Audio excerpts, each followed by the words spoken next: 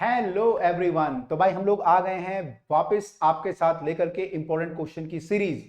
तो important question की series में आज हम लोग करने जा रहे हैं नया चैप्टर स्टार्ट, जो है आपका मैकेनिकल प्रॉपर्टी ऑफ सॉलिड। तो भाई ये नया चैप्टर हम लोग करने जा रहे हैं, आज से इसका पहला लेक्चर है ये। और जिन लोगों ने इससे पहले के लेक्चर जो बाकी सारे वीडियो हैं वो नहीं देखे हैं, जरूर देखिएगा, क्योंकि ये सीरीज उन बच्चों के लिए है भाई जो लोग अपने स्कूल में पूरे नंबर लाना चाहते हैं। जो बच्चे नीट की तैयारी कर रहे हैं, जेई की तैयारी कर रहे हैं और कहते हैं सर न्यूमेरिकल हमें नहीं होता है, थ्योरी पढ़ लेते हैं न्यूमेरिकल नहीं हो पाते, भाई उन सब के लिए बहुत इंपॉर्टेंट है, क्योंकि हमने सारे इंपॉर्टेंट क्वेश्चन, सारे न्यूमेरिकल कंसेप्चुअल क्वेश्चन यहाँ पे डाल दिए ताकि आपको क्वेश्चन करने में प्रॉब्लम ना हो। तो भाई आज हम लोग स्टार्ट करने जा रहे हैं ये वाला chapter mechanical property of solid. तो इसके कंसेप्चुअल क्वेश्चन आज हम लोग डिस्कस करेंगे। अगली वीडियो में हम लोग फिर जो है न्यूमेरिकल क्वेश्चंस पे मूव करेंगे। तो आज बेसिकली जो क्वेश्चन होंगे कॉन्सेप्चुअल होंगे, फिर हम धीरे धीरे मूव करेंगे न्यूमेरिकल क्वेश्चंस की तरफ को। एक आधा कोई न्यूमेरिकल इसमें हल्का फुल्का हो सकता है। तो पहली यहाँ पे बात की गई है, यहाँ पे हम मेटेरियल की प्रॉपर्टी के बारे में डिस्कस कर रहे हैं। तो पहले पूछा गया कि इलास्टिक बॉडी क्या होती है। इलास्टिसिटी मतलब क्या समझते हो आप लोग?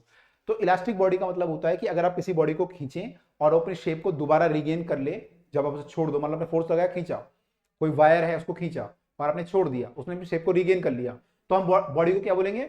Elastic body.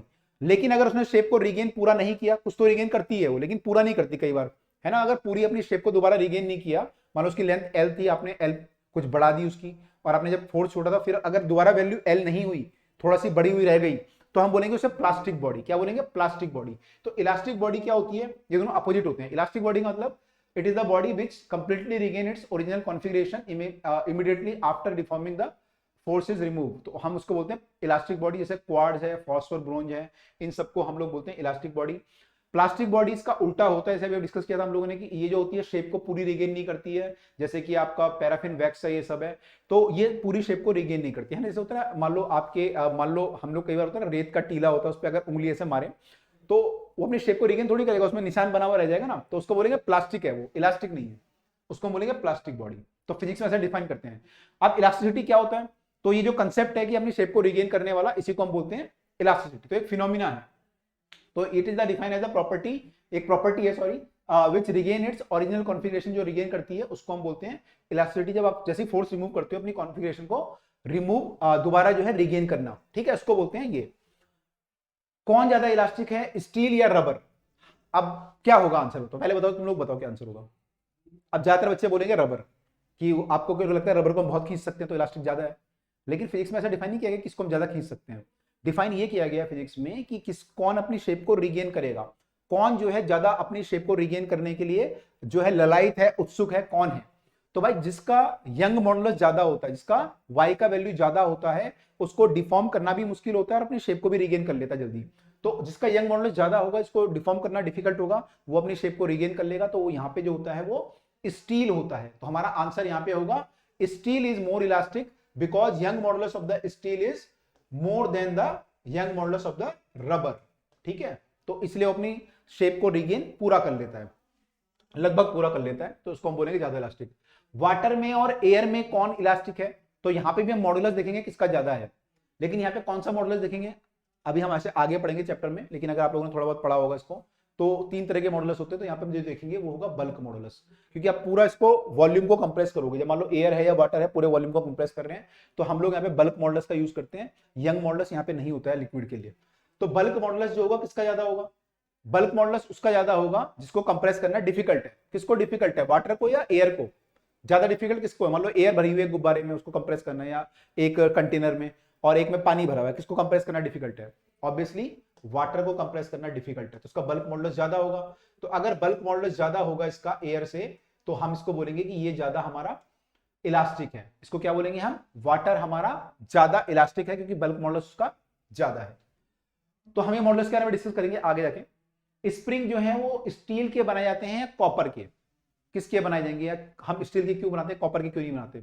इसका भी रीजन यही है कि जो आपको क्या चाहिए, जब आप स्प्रिंग को यूज करोगे, स्प्रिंग में कोई चीज टांगोगे फिर हटा दोगे, तो स्प्रिंग अपनी शेप को रिगेन करना चाहिए। अगर मान लो परमानेंटली खुल गया तो गड़बड़ हो जाएगा, तो उसको अपनी शेप को बार बार रिगेन करना है। जहां पे आपने स्टील वो लगाया है स्प्रिंग, उसको अपनी शेप को बार बार रिगेन करने की कोशिश करनी है। तो तब करेगा जब उसका यंग मॉडुलस ज्यादा होगा, और यंग मॉडुलस जो होता है कॉपर और स्टील में, कॉपर का कम होता है, स्टील का ज्यादा होता है। अब आप बोलोगे सर हमें सारे याद करने हैं यंग मॉडुलस वगैरह? हमें सारे याद नहीं करने, ये जो दो तीन क्वेश्चन मैं करा रहा हूं बस इन्हीं का हमें याद रखना है, बाकी कोई जरूरत नहीं पड़ती, आपको कोई याद करने की जरूरत नहीं है। ठीक है, इसलिए तो भाई सारी सीरीज हम लोग करा रहे हैं पूरे आपको इंपॉर्टेंट क्वेश्चन।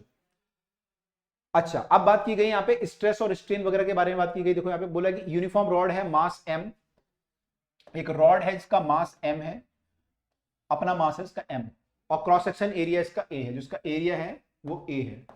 अब आपने क्या किया यहाँ पे, फ्रॉम अ रिजिड सपोर्ट आपने इसको लगाया और एक और m आपने यहाँ पे टांग दिया, एक और मास आपने टांग दिया, ये सपोर्ट से ऐसे लगी हुई है। तो आपको बताना है कि स्ट्रेस क्या होगा mid point of the rod, जो मिड पॉइंट होगा रॉड का, यहाँ पे स्ट्रेस का वैल्यू कितना होगा। अब स्ट्रेस क्या होता है, ये वाला स्ट्रेस नहीं है हमें होता है पेपर में, वाला स्ट्रेस नहीं है, ये जो है फिजिक्स वाला स्ट्रेस है, यानी फोर्स पर यूनिट एरिया, ये जो है फोर्स पर यूनिट एरिया है, ठीक है। तो फोर्स पर यूनिट एरिया कितना होगा, तो यहाँ पे कितना फोर्स लग रहा होगा, इस पॉइंट पे, इस जगह पे, वायर पे कितना फोर्स लग रहा होगा, इसके नीचे जितना मास होगा उतना फोर्स लगाएगा ये, इसके नीचे जितना ही मास होगा वो यहाँ पे फोर्स लगाएगा। अब इसके नीचे कितना मास है, m मास तो ये है, और ये मास कितना होगा m/2, भाई आधा आधा है ना, ये हाफ है, m/2 हो जाएगा। तो नेट मास कितना हुआ m + m/2, तो m + m/2 दोनों को कैपिटल m लिखा है, दोनों कैपिटल m है तो 3m/2 हो जाएगा, ठीक है, इंटू g, ये फोर्स होगा mg के बराबर, तो 3m/2g ये फोर्स होगा, डिवाइड बाय एरिया करेंगे, एरिया की कुछ वैल्यू दी हुई है, a दिया हुआ है कैपिटल A, तो कैपिटल A लिख देंगे, ठीक है। एरिया कई बार जो है एस भी लिख देता है, कई बार स्मॉल ए से भी लिख देता है, तो यहाँ पे कैपिटल ले दिया होता है। तो आपका ये जो है स्ट्रेस का वैल्यू आया फोर्स पर यूनिट एरिया, तो ये हमारा स्ट्रेस होगा। ध्यान रखिएगा, ऐसे कोई भी क्वेश्चन हमारा आता है तो हम ऐसे करके निकाल सकते हैं स्ट्रेस का वैल्यू। जब आप यंग मॉडल्स के क्वेश्चन करोगे तो आपको ज्यादा जरूरत वहां पे पड़ेगी, आवश्यकता वहां पे पड़ेगी। एक और क्वेश्चन है, छोटा सा क्वेश्चन है, anvil are made from the single crystal of diamond, ये डायमंड से हमने ऐसा कुछ बनाया है, ये बोल रहा है कि ऐसा कुछ बनाया है anvil, which are the shape as shown, इनकी शेप ऐसी है, and are used to investigate the behavior of material under the very high pressure। तो हम इसमें देखते हैं कि मटेरियल हाई प्रेशर जब लगाएंगे तो कैसे बिहेव करेगा। तो यहाँ पे हम मेटल को रखते हैं, जो भी मटेरियल होता है, और इस पे यहाँ से हाई प्रेशर लगाते हैं दोनों साइड से, under a very high pressure, flat face at the narrow end of the anvil have the diameter of this, जो यहाँ पे हमारे सरफेस है नैरो एंड की तरफ, छोटे वाले एंड की तरफ, उनका डायमीटर कितना है 0.5 mm, ये डायमीटर है इसका, ठीक है। यहाँ पे जो नैरो एंड, ये वाला एंड, डायमीटर इतना है इसका, and wide and are subjected to a force of 50,000 newton. तो यहाँ पे आप 50,000 न्यूटन का फोर्स लगाते हो, तो बताओ यहाँ पे प्रेशर कितना होगा टिप पे, इस टिप पे प्रेशर कितना होगा, यानी स्ट्रेस निकालना एक तरह से। तो फोर्स पर यूनिट एरिया निकालना है हमें, फोर्स पर यूनिट एरिया कितना होगा ये पूछ रहा है आपसे, प्रेशर कितना होगा, है ना, ठीक है। तो फोर्स जो यहाँ पे लगेगा वो यहाँ पे भी लगेगा, तो फोर्स तो हमारा बराबर ही होगा, तो फोर्स कितना होगा 50,000 न्यूटन, और एरिया कितना होगा, एरिया हमारा होता है πr², आर कितना होगा, यहाँ पे डायमीटर दिया है तो आर इसका आधा हो जाएगा, 0.25 mm, या फिर 0.25 10⁻³ mm, सॉरी मीटर, अगर मीटर में कन्वर्ट करूंगा तो इसका स्क्वायर करना है आपको, πr², तो πr² की जगह आ जाएगा 0.25 10⁻³ का स्क्वायर, तो ये हमें निकालना है, ठीक है जी। तो ये हमारा प्रेशर आ गया, यहाँ पे फोर्स जितना लग रहा है पर यूनिट एरिया, क्योंकि यहाँ पे निकालना है हमें। अब इसको सॉल्व कैसे करेंगे, तो भाई कई बार सॉल्व करा चुका हूं आपको। अच्छा, ये फिर दोबारा वही रूल आ गया है, जब भी ऐसे क्वेश्चन आते हैं, हम लोग ये कर रहे हैं, जो क्वेश्चन न्यूमेरिकल आता है, वीडियो को पॉज करके पहले खुद करा करो, तब देखा करो मैं क्या लिख रहा हूँ, फिर कैसे फॉर्मूला लिख रहा हूँ, एक बार पहले खुद ट्राई करा करो, अगर आपको बेसिक भी आइडिया है तो खुद ट्राई करा करो, ठीक है, पहली बात। और अगर कॉन्सेप्चुअल क्वेश्चन आता है, दूसरी बात ये, कॉन्सेप्चुअल क्वेश्चन अगर कोई आता है तो उसको भी पहले वीडियो को रोक के एक बार खुद आंसर सोचा करो, क्या आंसर होगा। जैसे रबर और स्टील वाला है तो पहले खुद सोचो, तो ये इसका रूल है, हमारी जो सीरीज चल रही है, ठीक है। तो 50,000 हो गया भाई, ये एक बार सॉल्व करके देखो आप खुद ही क्या आएगा आंसर, पॉज करके वीडियो को, पाई आया। अब मैं यहाँ पे इसको 0.25 है, 0.25 को 1/4 लिख सकते हैं, देखो ट्रिक लगानी पड़ती है यहाँ पे, 1/4 लिख सकते हैं, 1/4 का स्क्वायर इंटू 10⁻⁻⁶। मैंने क्या किया, 0.25 को 1/4 कर लिया, तो 1/4 का स्क्वायर हो गया, 10⁻³ का स्क्वायर कर लिया, 10⁻⁻6 आ गया। तो हमारे लिए इजी हो गया, इजी कैसे हो, इसको ऊपर ले जाऊंगा, इसको ऊपर ले जाऊंगा तो हो गया 16 इंटू 50,000 इंटू 10 की पावर, ये भी ऊपर चला जाएगा, 10 की पावर 6 हो गया, अपॉन में पाई बचा केवल, ये तो ऊपर चला गया, ये भी ऊपर चला गया, ये बचा। तो आंसर हमारा होगा न्यूटन पर मीटर स्क्वायर, क्योंकि मैंने न्यूटन में लिया और ये मीटर में ली थी मैंने रेडियस अपनी, तो न्यूटन मीटर स्क्वायर में फाइनल आंसर आएगा। अभी सॉल्व करते हैं पहले, तो ये वैल्यू आई है, कितनी आ गई है, 16×5 = 80, और उसके आगे कितनी जीरो, 1 2 3 4, 4 जीरो ये हैं और 10 की पावर 6 ही है, तो 10 की पावर 10 कर लेते हैं इसे, डिवाइड बाय पाई का वैल्यू, यही होगा ना। 16 पंजे 80 और 1 2 3 4 और एक 10 की पावर 6, मतलब 4, 6 और 4 10, जीरो हो गई। तो ये आया फाइनल आंसर। अब इसको सॉल्व करेंगे तो कितना आएगा, 80 डिवाइड बाय 3.14 है, तो मैं पॉइंट हटा देता हूं, यहाँ पे पॉइंट हटाऊंगा तो 2 जीरो और लग जाएंगे, तो 8000 हो जाएगा ये।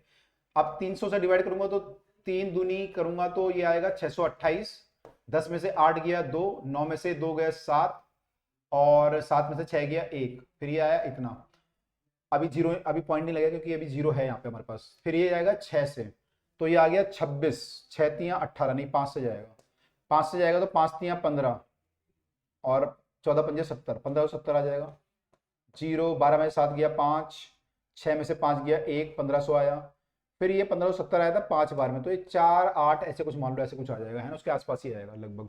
तो 2.5 इंटू 10 की पावर 1 और आ जाएगा वहां से, है ना, तो 1 और आएगी 11 पावर हो जाएगी। 2.5 10 की पावर 11 आ रहा है। एक बार चेक कर लेते हैं पूरा कैलकुलेशन हमने जो किया। 50,000 divide by pi r square किया, आर हमारा 1/4 था, 4 का स्क्वायर गया, 16 ऊपर चला गया इंटू 50,000 डिवाइड बाय 10 की पावर 6 ऊपर चला गया, तो अपॉन में पाई था, तो 16 पंजे 80 हुआ, 10 की पावर 4 और 6 10 हुआ, ये हुआ, और यहाँ पे एक और जीरो आई तो 2.5 10 की पावर 11 न्यूटन पर मीटर स्क्वायर। एक बार आंसर चेक कर लेते हैं हमारा सही आया नहीं आया है।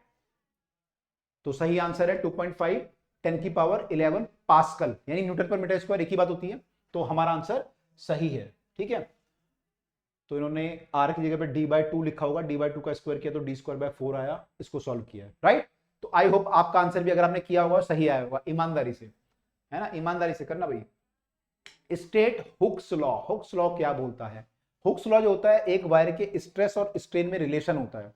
तो हुक्स लॉ ये बोलता है कि इलास्टिक लिमिट के अंदर अंदर जब तक बॉडी इलास्टिक होती है, अगर उसको खींचोगे ना तो एक लिमिट तक वो इलास्टिक रहेगी, वहां तक जो स्ट्रेस होता है मतलब फोर्स पर यूनिट एरिया, और जो स्ट्रेन होता है, स्ट्रेन का मतलब क्या होता है, change in length bye original length. जैसे वायर को खींचोगे उसकी लेंथ भी चेंज होगा, 1 mm का 2 mm का, डिवाइड बाय ओरिजिनल लेंथ जो भी उसकी लेंथ है 1 मीटर 2 मीटर।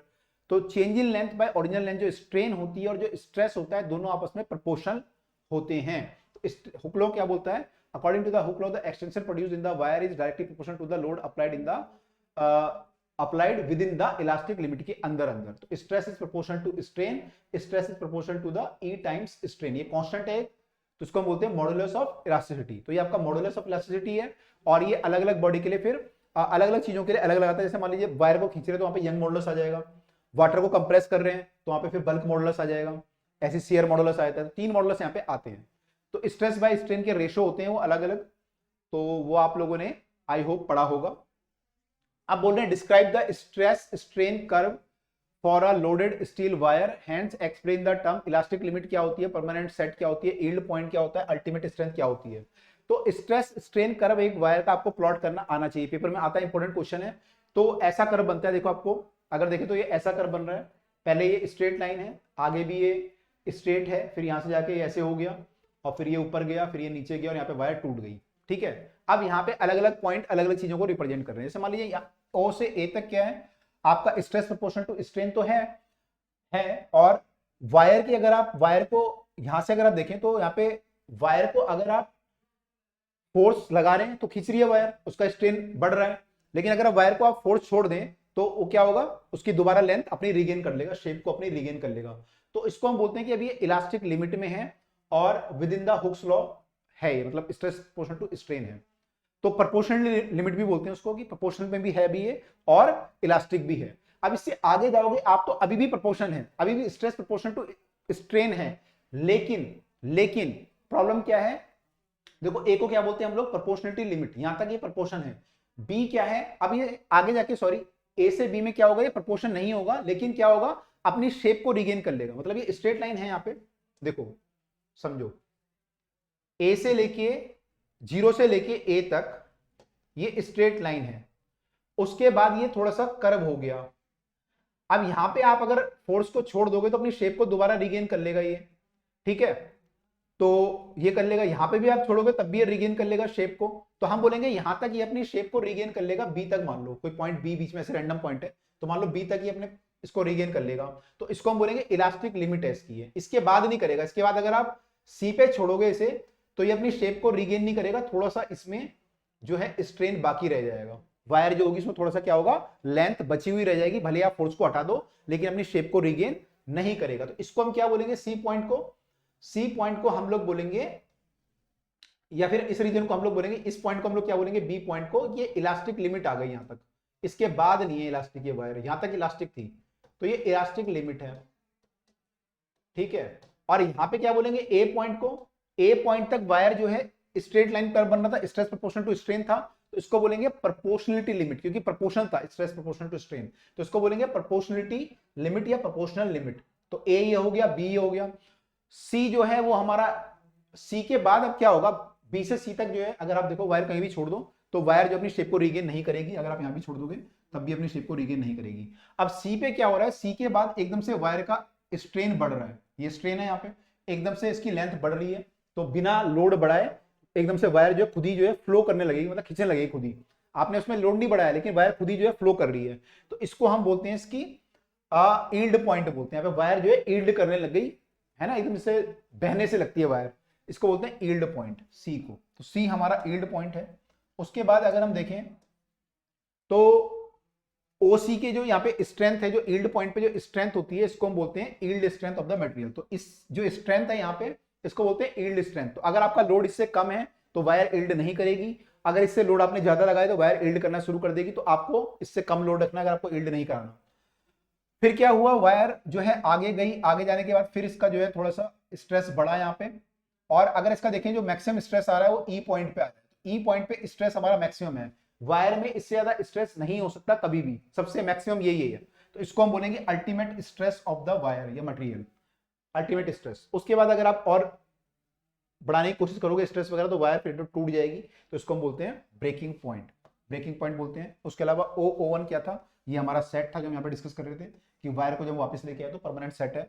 और ई क्या है, हमारा अल्टीमेट स्ट्रेंथ पॉइंट है, और इसके कॉरेस्पॉन्डिंग जो स्ट्रेंथ होगी उसको हम बोलेंगे अल्टीमेट स्ट्रेस। ये जो वैल्यू है इसको बोलेंगे अल्टीमेट स्ट्रेस, और इस पॉइंट को बोलेंगे, इस पॉइंट को बोलेंगे ultimate strength point, ultimate strength point हम बोलेंगे। तो ये आपको ग्राफ पूरे का पूरा आपको प्लॉट करना आना चाहिए, सारे पॉइंट आपको पता होने चाहिए, 2 बार 3 बार प्रैक्टिस जरूर कर लेना इसकी। इस पे बेस आगे क्वेश्चन भी अभी आने वाले हैं, थोड़ा सा तो ध्यान रखिएगा, इस ग्राफ को बिल्कुल ध्यान रखिएगा, ठीक है।